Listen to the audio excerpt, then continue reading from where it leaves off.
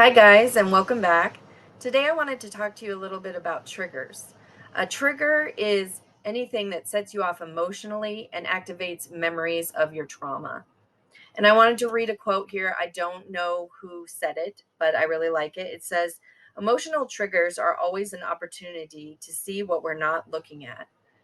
And I really like that because sometimes what happens to me is I'll be in a conversation or I'll be in a certain situation, and all of a sudden, all the bells and whistles are going off. I'm feeling alarmed. And when I get out of the situation, I think, okay, why am I freaking out? What upset me? And that's what will help you pinpoint your triggers. If you go through a situation and you get upset, then take a moment to just think, okay, why am I upset? Um, I know for me, this is me being very vulnerable again, but for me, a lot of my triggers have to do with certain things that people will say, um, certain phrases that that are triggering for me. A lot of it has to do with things that happened in my childhood, the way that I grew up, the family I grew up in. Um, it just has affected me in some pretty big ways. So, for example, I'll give you one of my triggers. It might sound silly, but you know what? I don't have to explain to anyone why I have it. If it's a trigger, it's a trigger. It's traumatizing for me. So, one of my triggers is anytime somebody says something about my voice, that I'm too loud. As a child, my family would, often say things about my voice that I'm too loud. And even as an adult, I'll have a family member or friend be like, "Shh, you're talking too loud," and anything like that immediately sets me off. Due to the trauma that I've experienced regarding my voice. I mean, I was given this voice, by God. This is my voice. This is how I talk, and it's a sense of shame that I feel when somebody shushes me, or tells me I need to quiet down. And of course, the fact that it goes back into my childhood makes it even more traumatizing. So that's one thing for me. Another thing can be if somebody is quote unquote joking around about something, about me, like a medical condition I have, or something like that. That can be a trigger for me.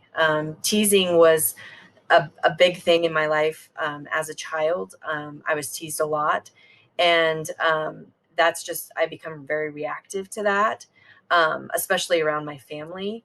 And some of that teasing continues today, and they'll just kind of be like, well, loosen up. It's no big deal, and phrases like that, and then that sets me off even more because it's invalidating me. And like I said, those the teasing and stuff, that stuff has made me feel humiliated. And so anytime I feel like I'm being humiliated, I get the fight or flight response going on. Um, so kind of a list of some things that are triggering to me. Like I said, being teased, being disrespected, feeling rejected, being left out, and that's triggering for me. There's been many times where people have made plans to do something together right in front of me with me standing right there, and didn't even invite me. And that's a real trigger for me. That's really hurtful, and so it makes sense why that would be a trigger for me. And that's happened many times. And so there's another trigger. um, Abandonment, that's another thing. um, so another part of my issue is anytime that I feel trapped, because I am set off by these phrases that people say or certain situations. If I feel trapped, there's a real problem. And so, like, if somebody wants to carpool, I'm very uncomfortable doing that because what if they don't want to leave, and I do. And so, like, I don't like feeling trapped in any way where I can't make a quick exit. It's the same thing like if I'm in church or I'm in a movie theater, like I can't sit in the middle of the row. I always have to be at the end, the very end, so that I know I can just get up quickly and leave. I don't have to crawl over people's laps.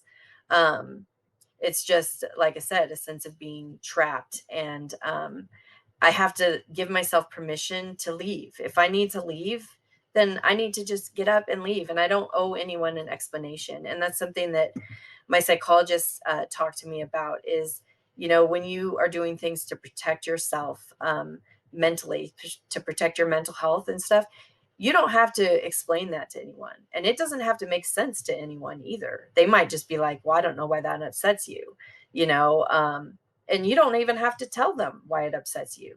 You just have to do what you have to do to protect yourself mentally and emotionally, and in certain circumstances, even physically. Um, Another thing is, I don't like people walking behind me. It makes me really nervous. It makes me really uncomfortable. So a lot of times I'll just step to the side and let whoever's behind me with their shopping cart or whatever pass. And to other people that might be weird, like, well, why would you be, upset by someone walking behind you? Um, but it's a trigger for me, and all of us have our own triggers. And I just want you to know that you have the freedom to have those triggers, and you don't have to explain it to anyone. And just make sure that you do what you have to do to either avoid the situation or be able to get out of the situation. Whatever you have to do to be mentally healthy. Um, let me just see if I have anything else written down here. I think that's about it. Like I said, I just wanted to make a point of telling you that it's okay to do what you have to do to feel better and to feel safe and to feel secure.